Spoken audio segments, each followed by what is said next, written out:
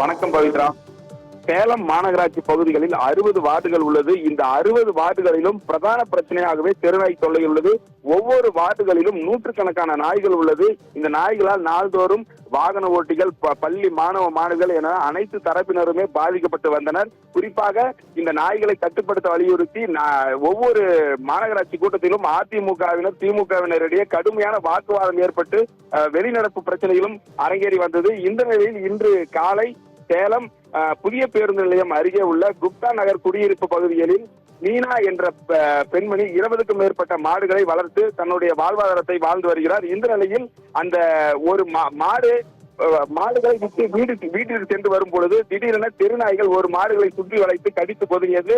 இதில் ரத்தம் வெளியேறிய நிலையில் பசுமாடு நிகழ்விடத்திலேயே உயிரிழந்தது. இது குறித்து தகவல் அறிந்த அந்த பகுதிக்கு வந்த மாநகராட்சி அதிகாரிகள் அந்த உயிரிழந்த பசுமாடுகளையும் பார்வையிட்டு தொடர்ந்து கால்நடைத்துறை அதிகாரிகளும் மாடு உயிரிழந்தது குறித்தும் தடயங்களை சேகரித்து வருகின்றனர்.